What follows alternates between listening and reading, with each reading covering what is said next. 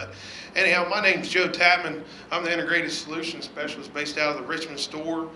For you folks that might know me, might not, I was an ag salesman out of Richmond for about 2 years, and just now moved into this role. And I'll let these folks introduce themselves. You have to forgive us on the microphone. We hadn't had to talk with one yet today, so this is a little bit new. I reckon we're gonna have to. Yeah, I think. Yeah, 'cause that thing ain't very long. Hi, my name's Brian Harden. I'm the service manager at the Franklin store. Been with Smiths for about 6 years. Been with John Deere dealership since '96. I'm Andy Spear, working parts at the Greensburg store. I'm Kent Johnston, service tech at Franklin. Used to be at Greensburg. I've been with Smiths for about 13 years. Thank you, guys. Like I said, in this class here, last one of the day, hopefully it's going to be the best one that you've seen here. We're going to talk a little bit about aftermarket options, re-energizing, harvesting equipment, and attachments. And going into this, I'm going to start off with this conversation. This is my little blip. This is probably a little bit different than what you've seen in previous Smith Implements presentations. You know, with how Deere is making it where we're trying to focus more on the implications and the agronomic results of the equipment that we're providing to you folks, and just making it more conscientious about what's going on. So I just want to have this conversation of why is residue important? And moving into that, well, why is it now an issue now more than what it was before? You know, you guys are being more successful on a year-to-year basis, producing higher yields. Again, on and on. You know, what, 10, 15 years ago it was acceptable 150. You guys were pushing for 200. Now that's a market. In the past, you're trying to push 300 plus.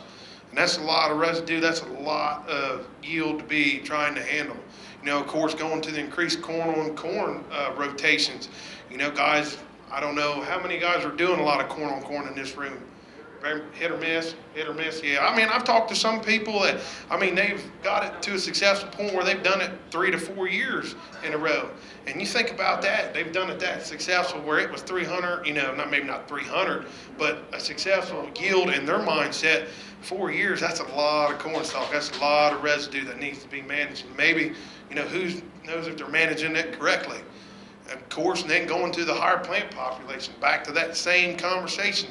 15, 20 years ago, what, have been 27 to 30,000 plants per acre, and now you got guys pushing to 38 to 40,000. You've almost doubled. I mean, the amount of plants that you're putting in 1 acre it's just increasing all the time. And then, of course, the increased no-till operations that you see more, and then with our seed companies and other input companies being able to put the BT corn and other trait features and the foliar fungicides that you guys are using more, it seems like it's making corn stalks and other residues bulletproof. And I know that's got to be something everyone's on their mindset thinking about every year. Man, with the wear and tear on my machine, you know, through tires and other things that maybe you don't think about all the time, but it is an issue that you have to face all the time now. You know, and I'm not going to sit here and beat you to death on the benefits of the challenges. I know probably everyone in this room has gone to a seed or a fertilized meeting before, so you know the benefits. You know, building OM in the soil, managing that residue, you know, keeping a lot of it there, soil temperature, water quality, all that. But the more I want to touch upon is the challenges that it can face when you don't manage it right. You know, you can go to that variable crop growth and reduce stand, because even though you might not be thinking about all the residue you're dealing with right now, you know the problems that you're going to have trying to plan into it the next year if you didn't make some sort of step to try and manage for it. And of course, you know, some of the agronomic background I had, crop scouting and stuff like that, it seemed that the more residue you have, it's more shelter for things that get after your crop. You know, funguses, you know, insects, you give it a shelter, it'll be there one place or another. And then two, not to get off too far on a tangent, you know, you get into that nutrient tie-up. I know probably some folks in this room have heard, you know, about the carbon-nitrogen ratio and the organisms in your soil that feed on nitrogen and all that stuff. You know, if you're not managing that, you could be tying up the nitrogen that you paid for and that you're trying to manage just by maybe one decision that might not have worked out right. Moving on to that, how many people in this room have seen numbers and values on their residue like that before? a couple of you maybe, you know, at a meeting. You know, when I see those kind of numbers, if I was farming, that would make me a little bit alert to myself, because one way or the other, you guys paid for that. Even maybe on the input side, on the front, that's a lot of nutrients that you could be managing. Because I know there's guys in here that are pushing five tons of stover out because of the successful yields that you're doing. It proves that. You know, and going on with that, we know the world that you guys are trying to operate in now. Inputs are high, your returns are getting smaller. You know, maybe this is something to think about. Maybe we should manage it a little bit more. You know, and that's the kind of conversation I want to have with you folks today, is more open-ended in what you're trying to do, or if you're doing anything like that at all, you know, to try and take another step in that residue management concept. So that's the question I want to ask you. Do you have a goal with your residue? Have you really thought about it? Do you know, has anybody, you know, really thought about that? Because you know, when you're in the heat of the moment, you guys are in the combine cab, you're not really worried about what's going out the back, you're more worried about what's going in the tank up top. And then you sit down there at the end, well, man, that's a lot of residue out there. Maybe I should have done something. Maybe I could have done something different and not have to take another pass across there.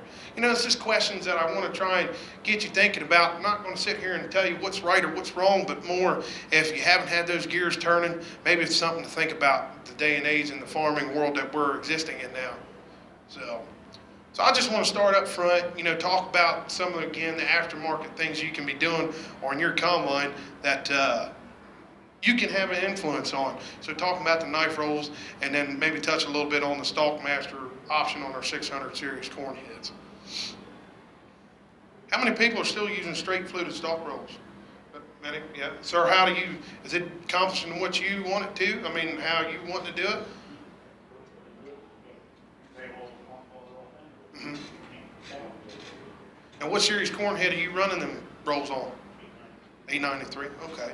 Well, like I said, you know, that's keeping more of this stalk intact. You know, it's the least aggressive roll that we can offer to you through deer.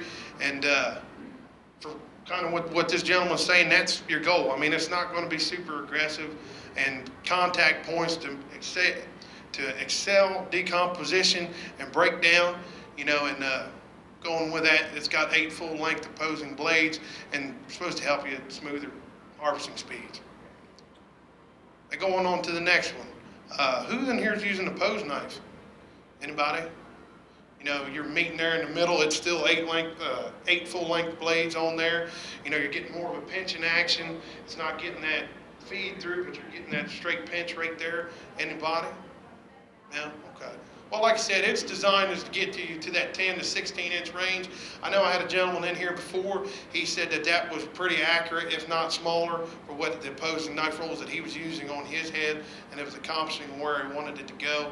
You know, it's especially used for dry corn, maybe not in those tough conditions that it seems like you guys are facing more and more all the time, and trying to help in better stalk control, better stalk processing, of course. Nothing that you guys haven't heard already. Now, how many are using intermeshing knife stalk rolls? Say probably most of you if I didn't get no answers on the other questions I've asked. But no, that's going to be, they changed it. Yeah, he shook his head, I seen him, don't worry, he ain't in trouble. Now, with this going down to the 6 full length blades, and you get more of that contact point going through there and getting more of the most aggressive action that we can provide to you on a deer solution. You know, harvesting in them damn tough and high moisture conditions. Best material handling. You know, for the most part, I'd say if I was farming, that'd probably be what I'd try and use. Get more contact at one pass at one time. Now, like Matt introduced Travis Harrison this morning, you know, we're dealing with the 360 yield now and able to offer those options to you folks. And this is one on the corn side that I figured if we're going to be talking about knife rolls, I better throw it in there. And that's the 360 yield chain roll. As you can see, it's pretty aggressive. It's an intermeshing knife design. Supposed to size it into 7-inch pieces and have kind of that accordion kind of effect on the contact points.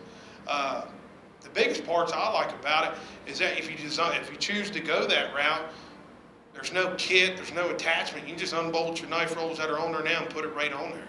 I mean, there's no extra work that you got to do to go trying that, or at least that's what they've told me. Now they go back, and also the gentleman's told me that it retrofits back to 40 and 90 series heads so maybe some customers and farmers that maybe aren't up to the cusp on the newest technology, maybe have another option for you guys to put on an older series corn head to get something more aggressive if that's what you want to try and do. And then on top of that, from what they've told me, again, this is hearsay, I'm not in the parts department, but it's pretty similar in cost to our deer knife rolls. So if you wanted to try and go that route, you're not going to hurt the wallet too much. You're going to try and do something a little bit different. Now, going to the Stalkmaster corn head, has anybody seen one of them ran one of them before? Anything at all? No? No? I know me and Tony have. We ran it, Tony Oiler there in the back. It's a pretty smooth running machine, you know, and I'm not going to beat it to death. It gets it to that 4 to 6 inch range. I've seen it, it does it. I mean, its sizes are up pretty good. But I think the biggest thing, like the video that I'm going to show after this, it provides a flexibility to you guys. You know, if you're going to be updating your corn head and maybe want to try and reduce a pass, you know, across the field later on, this could be a viable option for you, because you can turn that Stalkmaster option off and on just by a flip of a switch under that row unit that you'll see in the video that I'm going to show you after this. And like I said, it's all personal preference. Like I said, I'll play this video here. It's only 2.5 minutes. It's probably going to reiterate some of the things that I've said, but it was too good and I liked it. I figured it'd be a good video to throw in here.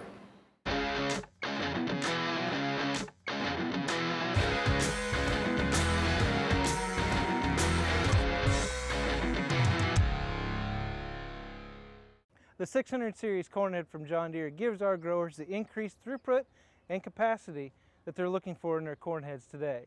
Not only do they get the benefits of the 600 series corn heads, they get the ultimate in stock processing for those corn-on-corn operations. The 600 series corn head brings in less material into the machine, increasing the overall throughput and separating capacity of our John Deere combines. The 600 series corn head from John Deere offers 3 stalk roll options for different customers' needs. The first and least aggressive is the straight fluted rolls. This gives an aggressive pulling down of the stalk, but mainly leaves the stalk intact through the field. The second stalk roll option for the 600 series corn head is the opposed knife stalk roll, which is standard with the Stalkmaster corn heads. The third stalk roll option for the 600 series corn head is the intermeshing knife stalk roll. This is the most aggressive stalk roll we have from John Deere today. This has 6 full-length blades that runs the full length of the stalk rolls for the maximum in stalk processing. The 600 series Stalkmaster corn heads from John Deere feature an innovative chopping disconnect switch on all Stalkmaster corn heads. This gives our customers the ability to turn on and turn off the chopping with just a flick of a switch. This, for their corn-on-corn operations, they can better size their corn stalk needs or turn it off for their no-till operations. The low profile of the 600 series corn head gives our customers the ability to get the corn head down in down corn years. We've also increased the stalk roll speed for more aggressive sizing of the stalk going through the field. As you can see, the gathering chains are much larger than what we've had in the past. We've also slowed these gathering chains down to be easier on the ears as we're feeding them into the auger. We've also increased the size of the cross auger. By increasing the size of the cross auger, we have the ability of slowing that cross auger down to be gentler on the grain as we're feeding it into the head. In the middle of the cross auger, we have added a reverse flighting. This reverse flighting has helped to reduce ear tossing and to feed the ears into the feeder house evenly. For model year 12 and newer corn heads, we've moved the header height sensing to the outermost points of the corn head. We've also moved those sensing units ahead 7 inches to give the corn head a better ground following capabilities.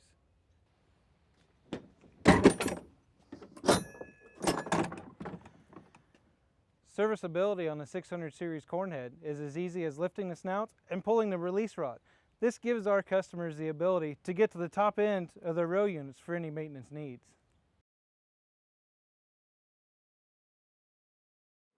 So like I said, just a quick little video, not nothing too much that I hadn't already touched on. But like I said, it was pretty good when I had to bring it in there. But this is just like a little performance matrix that I found that maybe, you know, maybe at a parts conversation or maybe with your salesman or something, maybe you don't know. Maybe you want to try something different on your stalk rolls. This is a way, depending on what you're trying to attain, maybe it's the stalk processing is your biggest thing, or maybe power consumption is a concern. You know, better help guide where you want to go on a knife roll if you really don't know where you want to start and try at. Now moving back to the rear of the combine, you know, everyone thinks residue management systems, they think, you know, chopper spreaders out the back. And of course, we got our deluxe systems, which more than likely most of the people in this room is going to have. And then our premium residue management system that I'm only going to touch on a little bit. You probably haven't seen it, and talk about that in a couple minutes. Of course, and there's still the straw spreader operations out there still. Is there anybody in this room are still using straw spreaders? God bless America, I need to slow down. Straw spreaders on their combines. Now, that's fine. Like I said, I've had a couple folks with older equipment come in and say it still gets done what they want to get done, but of course, talking about manual vane, the tailboard, and going on, here's just another little matrix, depending on maybe if you're going to go and purchase a new piece of equipment or something like that, and going to be having a new option to try something. Maybe you need to be worried about wind compensation, distance spread, whatever your goals may be on deciding on which route you want to go. Of course, the manual vane tailboard on the deluxe system. How many folks in here are using that on the combine? It's probably a good chunk of you. Yeah. What size heads are most of you guys running? 30s? You got 35? Now, is it getting out there on that 35 when you're running? I mean, is it doing a good enough job? See, it's been hit or miss. Some folks that have come in before, they said it was kind of marginal. They'd liked it to have been a little bit further, but then got people that are saying it's doing a good enough job for them. But they say, dear, 30 foot is the optimum range for a manual vane to get it out there. And cost-effective side on that. You know, when you go up to that tailboard, that's another feature you're going to have to pay for, but, you know, that's just that's the nature of the beast. And of course, power cast tailboard. Is anybody in here using that? All right. Well, like I said, their main push and design for this was to get out to that 35 foot and wider. You know, of course, now we got 40 foot drapers, and then if you really want to get something done, you can go get one of them 45 foot drapers and really try and see how far you can spread that residue out there. But that was their main agronomic drive, was to better utilize that. Because when we think about it, you know, you get to 40 and 45 foot heads, that's a lot of crop material coming in at one time through that combine, and then coming out all at the same time. So nobody wants to be trying to plant through mounds going across the field just because you couldn't spread it that well. But that was the main agronomic drive on that. And then there's the oddball. Has anybody even heard or seen anything about this?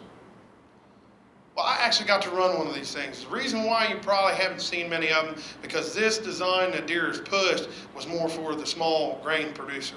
But it was too cool for me not to talk about it. Because you see in that picture there, that straw's coming right out of the back of the separator, but still underneath there, chopping and spreading the chaff. They designed this for those guys to have high quality straw and wanted to have the ability to switch off and on. So like with them fold and row corn heads, that it's just one push of a button in the cab to do it. It's the same thing with this. You push one button in the cab and you're going from windrowing back to spreading and chopping. And like I said, I got to run a 670 combine and 115 bushel barley with it, and it did a pretty killer job. I mean, it really did. But I imagine in this room, there's really no justification for probably too many of you to have it, because I don't think in our AOR we got any small grain producer that needs something like that. But like I said, I had to throw that in there. It was pretty cool. Now this is where I wanted to open up a can of worms and more have a conversation with you guys and hear kind of what, you know, our AOR is more talking about and what different farming operations are doing. As you can see, I left question marks on all of this. Tillage, no-till, what seems to be working for guys? You know, I heard some guys in previous classes that are still, you know, doing primary tillage after fall every year and doing the field cultivator deal. You know, VT had a gentleman before said all he did was run the rolling baskets after in the fall. And that was it. And then go back in and plant on an angle. You know, I'd like to have an open conversation, because maybe there's something we can learn from each other in this conversation to try something different. Because in all reality, there is no right answer for anybody's operation in here. Everyone's operation is different, and everyone farms a little bit different. But the biggest concern is identifying those goals that you want to meet with your residue management and doing it the most effective way to get there. But with that finishes up with me. I mean, has anybody got any questions for me? Think I'm crazy, I don't know what I'm talking about, anything like that? You don't count, Tony. You don't count. But seriously, anything at all. I mean, I'm an open book. You want to throw something by me, I like to talk to you folks and talk to our customers. So, and we're going to turn it over to Annie, and she's going to talk about some attachments for you guys. Thank you again. All right, the stalk stumper. What it does is protects your steering tire on your combine by knocking down that stalk so you're not running over it. And as Joe said, the strength of our corn stalks now are getting bigger and larger, wearing on that steering tire. They have the poly under here, as you can see on there. One pin disconnect, put it up there. You can run it however many you want. If you got a 6 row, you can put 6 rows on there. If you want 12, 8, whatever you want to do, is however you prefer to do that. And the heavy duty spring here for your downforce. What it's doing is knocking the corn stalk over, again, to save that rear tire, but also if you have 12, it's almost like you're running a vertical tail over it. It's knocking all those stalks down, laying on the ground, deteriorating over fall. That's the stopper. If you have a 612 and you want to put 4 rows on there, you're looking out right at $2,000, a little over $2,000. One steering tire on a 680 combine, you're looking at $2,500. That's $5,000 for 2 steering tires, or if you want to go 4 of those and save it, you're saving quite a bit of money over time. And then the next thing I want to talk about is auger flighting up in your tank. Very easily to install. There's 4 or 5 bolts there. You can either drill it out or you can blow it out. If you use a blowtorch, you want to put a bigger washer on the back to attach it. As you can see, it's a heavy-duty mold, poly mold. 300 different sizes, different varieties. They have, you can put it in your tube liner, you can put any type of lining you want with your equipment to save wear and tear. Like I said, this is for a 70 series. You're looking at $85 for this at the parts counter. You're going to get 2 to 3 years, maybe more out of your auger. Or if you don't have to use that, but the auger is $800 to $900, $85 for 3 or 4 years. Yeah. It's price saving. So talk to your parts counter about that. The next thing I'm going to talk about is some guards that we have. The green and the black. Does anybody know the difference between the green and the black? The greens are high wear. What they've done is they've heat treated this in your guard where you're actually working in here compared to your black ones. They've made this cutting surface stronger so you have more contact with the crop and the material going through. They say this will last 2 times longer than that one, the black one. This is only $14 more than that one. If I'm going to get 2 more times out of the green one, if you're running 1,000 acres, you might not have to change it every year. You might have less repair on that. It's not going to say it's not high wear because if I hit a rock, it's not going to break or whatnot. We all know that if you hit a rock, something's going to break. Just $14 more to save you more time and wear. Then this shows you the difference. I showed the 2 there, short, long, short, long, long, long, short, long. Then now going into the concaves. Your large concave is for milo and sorghum. Round bar is more common, and your small wire is for barley and wheat. What I want to talk about is your inserts. I know the wheat season's over. You put inserts for your wheat, but also think about in this fall, if you get an early frost, corn cobs are spongy, you can add your inserts in there to have more threshing area, a better thresh off your crops. Trying to save you money is what I'm trying to do. And then the next thing I'm going to talk about is I have a video here. We'll play it. Everybody's probably looking up here. What is this? I don't know if anybody's seen one of this. Called a shark fin. The guy in Greensburg is manufacturing these, making these. And this video here will show you a little bit the action of this. Down beans, short, stubby beans, whatnot, on the feet of the draper head. You can see it's making a reflector right here in the center of that bird. Looks like it's like cornrows and whatnot. It's shielding that from, so it's not going to underdevelop or overdevelop. It's like you have some down beans or whatnot. It's $175. That's just the 2 bolts over in the center of the platform.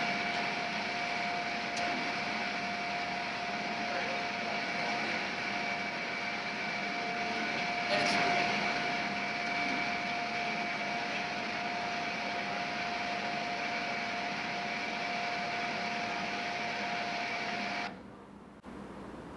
They call this the shark fin.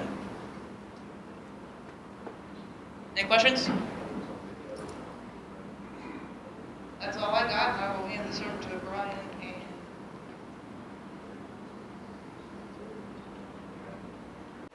Again, my name is Brian Harden. I'm the service manager at the Franklin store. I got Ken Johnston here. He's my lead tech. We're going to talk to you guys about some of the inspections we offer at Smith Implement. How many of you guys out there have let Smith Implements do your combine inspection every year? Oh, good. We got a good crowd of guys here. How about the uptime warranty? Any guys do the uptime warranty each year on the newer machines? No? Okay. Show me again, who's done the inspections before? I was just going to get somebody. What's your feedback on that? You see, have you done it several years in a row? Good. Good. All right, anybody else got anything they want to say? Like I said, I want to get to the people who don't, the importance of it. We found out through the years that getting guys ready when they hit the field and keep them up and running is just maximize your time in the field. It actually helps our guys out too, because when you have the emergency down in the field, it keeps our guys freed up to go get those jobs done a lot quicker too. What do you feel about it, AJ? I mean, that worked out real good for you guys. Oh, yeah. I mean, they go clear through it, check everything out. We might have the full time, because it's bumpy front to back, unless it's one of them. You let us do the repairs? Yeah, so Yeah. I mean, Okay. we had reverser went out last year and everything else, and stuff costs money, so, yeah, no, that's a real good look. All right, well, for the guys that do their own work and own inspection, Kent's got a little quiz question here for you. If you guys are rotor machine guys, we just kind of test the waters out there and see what you know. How many do their own maintenance on their rotor machines? Okay. There's one thing that I've run across hundreds of times since the rotor's been out. I've been working on rotors since the 50s was here. Back on your rotor drive in the back, you have your two variable speed pulleys. Each one of them has a grease fitting on it, and each one of them has a pipe plug on it. What is the time frame of when you should grease that, and how much do you put in them? Anybody know?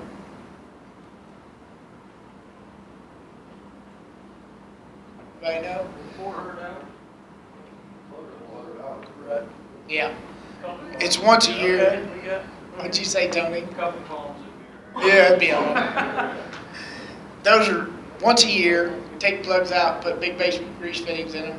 You put 24 pumps on the outside, 32 in the inside one. Put the plugs back in them. Wait, do it again next year. That's one thing that we found neglected a lot. And what will happen if you haven't done it in a long time and you've run the machine a lot, you'll start hearing a little loud clunk noise in the outside pulley when you engage the separator. That's another thing that's going to, we can tell. Let's just say it that way. We can tell if it's been serviced. All right, guys. At Smith's, we offer two different inspections. They cost the same up front. The inspection's $299. What I'll just flip forward here too. For your older machines, up to the 60 series, it's $299. We go through. There's between an 8 to 10 page inspection form we'll fill out, which is kind of what I'm blessed to say to go there. But on newer machines, if you got a 70 series with less than 2,000 engine hours, or in the S series, we offer what we call the uptime inspection, the uptime warranty on it. And what that is where for $500 extra, we do the same inspection. We do oil scans. We go through your machine, and we'll give you a list of recommended repairs. And if you agree and let us do the repairs, then we will back you for the fall. The exclusions on that's the powertrain and the engine and stuff. That's why we do the fluid scans to kind of get you guys up to speed on what's going on with the gearboxes, the engine, and coolant. Back up. This I just took a couple pages out just to kind of give you guys an idea of what you're looking at. Now this is for the uptime warranty. That's the little fluid test. It's 4 little bottles. We'll take samples and we send them off to get analyzed in a lab and sent back to us. You guys will get a copy of those. But technicians, as they go through the machine, they'll go through each of these pages. They'll write down what they find. Like I said, there's even, there's tolerances and everything we're looking for. They'll put comments. They put together a quote for you. They'll present it to you. And this is a copy you can have. And if you elect for us to do the work, you'll have a quote for the parts plus the labor, but it's also for you guys. If you do your own work, it's a chance for you guys, you'll know what parts you need, what areas need attention on your machine, and like I say, you can fix it yourself that way too. Our goal in this, on these inspections, is to go and do them every year. The reason for that is it gets us on the farm. We get familiar with your operation. We know what points are wearing more often, and this can spread out the cost. We will, like we say, once we know and how much you guys are wearing each year, say, well, these need to be done this year. It has to be. But we can go another year or so on these, on this problem and this, and it spreads out the cost to where you don't have a big lump sum bill. So that's the advantages to it. Tries to keep it even more all the way across. Yep, like I said, we want you guys hitting to the field, hit the fields running there. Another big. We also offer inspections on the corn head and the platform. As you can see there, it's 125, 150, and there's the same kind of forms here they'll go through. They fill out the tolerances that they'll make an inspection, or I'm sure they'll make a quote for you and let you know what kind of repairs you need. Like I say, one thing that we like is for somebody from the farm to be on site with us when the tech's there. It's a good chance for you guys to kind of see what we do, what we go through, and give you guys an idea of what needs to be done year in and year out on your equipment. Like I say, we hope you partner with us and go through, so we can. This is also a good way to keep good records on your machine. Every time we do this, this is loaded under the tag number for your combine at our facility. And it's a way, like even in trade-in time, you can show a record that you have done the maintenance, and we got a good history of the machine. And also from your standpoint, knowing that we do that, if you ever come by used equipment, Smith's they're real good about that. They get the equipment up to speed for that next user. They put a lot of money into used equipment, and we have these same kind of forms there, and you can see that too when you go, if you're looking at purchasing some equipment. And moving on here, part of the, like I say, we want you guys to be successful when we hit to the field here. Part of that is the machine inspections, and the other part is Smith Implements offers the Performance Edge packages, and this goes beyond just getting your machine running. This is for getting you started up in the field and monitoring service and data services, and Kent's going to tell you a little bit more about those little sections there. Yeah, before we go on with that, you guys had a question. It's on machines. It's on the 70 series below 2,000 hours, and S series, and it's a $500. And it's a warranty that covers everything but drivetrain and engine for the season. For that harvest. For that harvest season. Mm-hmm. Okay, I'm going to talk a little bit about this. Everybody's goal is to have a successful harvest, and that's what we're wanting to partner with you to, and make sure you have a successful harvest, less downtime. My three categories today are system validation, infield startup, and infield monitoring. System validation consists of, we come out, make sure, with the VAS package, we come out, we make sure your combine's calibrated to your head, make sure everything's adjusted right, and get your combine set to how you want to run it. And then we set the machine to close tolerances on what we're going to have to set it for the crops. Then we go into the field startup. We go to the field with you. We run it. We check for loss. We check for grain damage. We'll do a power shutdown to check to see where the problems are. We're trying to resolve them and get it working to the best to make you guys happy. Then when you get to the field monitoring, that's kind of a mid-season thing, or like it might be such a thing as if we're driving down the road and go by and see you guys running, we might stop, walk over, say, hey, how's everything going? Everything working fine? Haven't heard from you. Must be working good. Or it might even be as much as we don't hear from you, so it could be a phone call. Just call, make sure everything's all right. Yep. All right, thanks, Kent. And Joe, you want to give a few words? Joe's in our integrated solutions department, and his area is the data services here, so he's going to give you a little. Thank you, Brian. Like I said, I'm just going to give you a little rough outline of what, when they say data services and what that means. You see in the brochures that, the performance ed brochures that they put in your folder, there's a section under info and data management, and that's more geared towards our guys that are, maybe utilizing AMS equipment more on the other side, JD Link, Operations Center, trying to document and keep track of everything on their own. And what that pretty much is that we're trying to get that where we know it can be a struggle at times. It's a necessary evil in farming nowadays, and we want to make it where me and Sam Williams, that's also in the Integrated Solutions Department, that if you decide to go that route, we come out there and try and prevent, things from happening that might not be beneficial to documenting what you're trying to achieve. In the end is make sure that you're getting clean data in, getting clean data out. So when you're sitting there at the end trying to figure out, making management decisions off of the information that you gather, you know it's right and you know it's correct. So that's a little bit of a rough shell on that. If you got any questions, you can just pull me aside and ask me afterwards, or ask Sam, and we'd be more than happy to talk to you. Thank you. Thanks, Joe. Last thing we got here, guys, is those of you who are Farm Plan or JD Financial customers, got accounts with them, they are running some programs here this fall, or going into the fall. Now, these two programs here involve Smith Implements doing the work. You can get some parts discounts and some terms for your front-end equipment.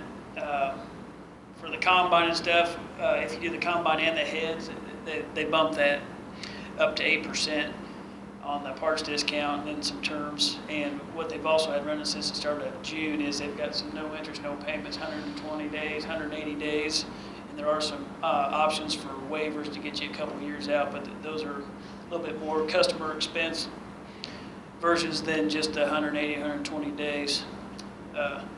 Like I say, the goal of this here on the inspection side was I wasn't going to go into detail on everything we do. We just kind of get the gears turning. So I'm glad to see a lot of you guys let us do some work for you and partnered up with us, and I hope you're happy with the services you're getting. But for the ones that don't, if you have any questions or, please grab us aside or whatever. I do have a little sign-up sheet. If you guys want some more information, I can get with the service manager from the dealership you guys do the most work with, and we can get in contact with you. But like I said, I'll open it up now if anybody's got any questions from what we've talked about, or either one of us here. So, everybody ready to go? But no, we appreciate your business, and like I said, I'm glad this has been the best room for the most people I've done inspection. It's good. We, as a company, we do well over 200 a year across the board through our 5 ag stores. So. But like I said, if you guys have any questions, just grab us aside here and ask. Well, I just want to thank you. Hope everybody has a successful harvest, and if we can help you, that makes it all the better.